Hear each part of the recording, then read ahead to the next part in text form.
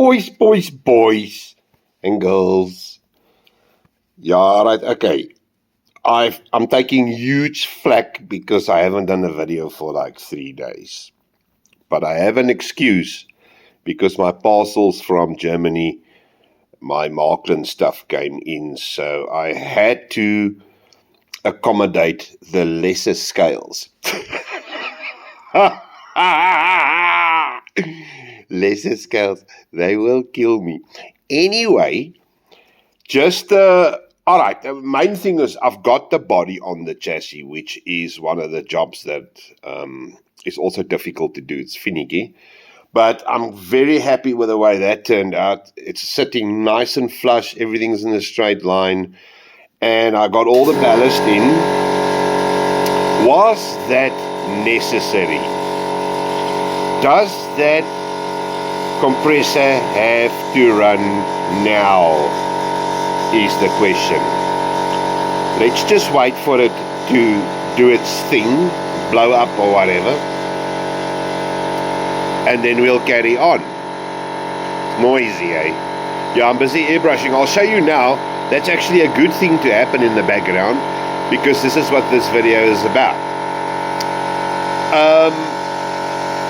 Alright, yeah, as I said, I've done the body and everything is on there. And I was shouting there. Anyway.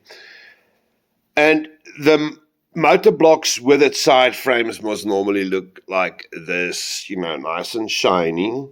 I use these screws to attach it just so I can do all my stuff around and see that everything clears before I do it on the model.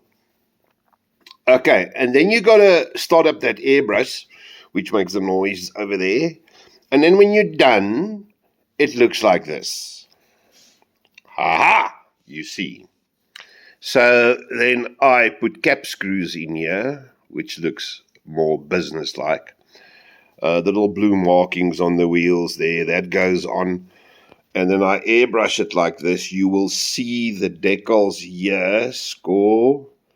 There's the serial number over there. And then the EMD badge at the back here. All right.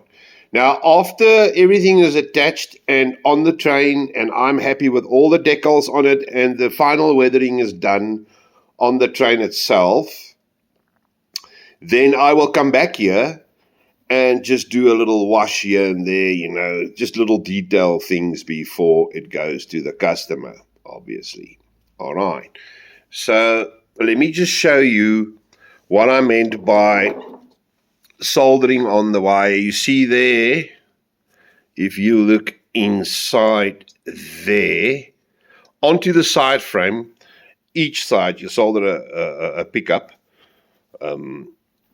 this and this, and then these two inner ones, the two inner pins, that's also track pickup. That goes, that pickup goes to the shoe there. So by the end of the day, you will have pickup through the wheels and the shoe, which works well because even on very dirty track, it just goes. All right. So there you can see what it'll look like on the train.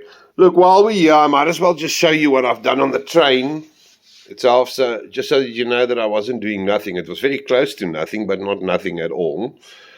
Let's walk with me. Right, and you remember the pilots? That's what they look like when they're done. So they got their little copper bits and the little chrome bits. The coupler's going to come in next, and that is your vacuum pipe. I've done the final pinstriping, panel wash on the body. Hell, and this thing, I say it every single time, but this thing came out so crisp. It's just ridiculous. I love this body. Okay, so I've done this. This is the first one that I've actually done a little bit different. I glued the nose to the cab and attached the cab to the frame with its own screws. So if you have to get to the decoder, you can just take this back bit off. And that will be that. I also resprayed.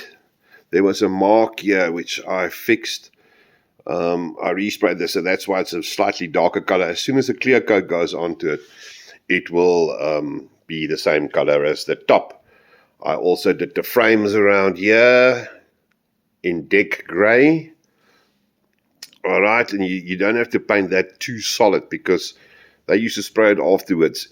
That'll be weathered as well, but that's the way it looks. So we more or less done this side of things. Now the body will come off again. Everything lines up perfectly. You see it. It looks very, very nice. It's nice and flush. And once that comes off, I put the decoder in, drill 2 holes in the chassis to get those wires I just showed you on the blocks, to get those through. And then we A4 away. We load a file and we go. And then when that's done, obviously when it runs and I'm happy with it, the smoker will go in today as well. And I'm happy with it, then all the detail things, the little handles, yeah, there, at the back, yeah, those will come on, and then the rails at the top. And there's a new thing, I'm speaking to my printers to see if we can't do the stanchions with its own little pedestal now, because normally I make them and they always turn out shitty. All right, so I want to see if I can do that. I've also done a new thing. I've done a crackle. I don't know if you can see. It's very, very fine. Wherever this thing takes heat. I climbed onto one at Cruispoort.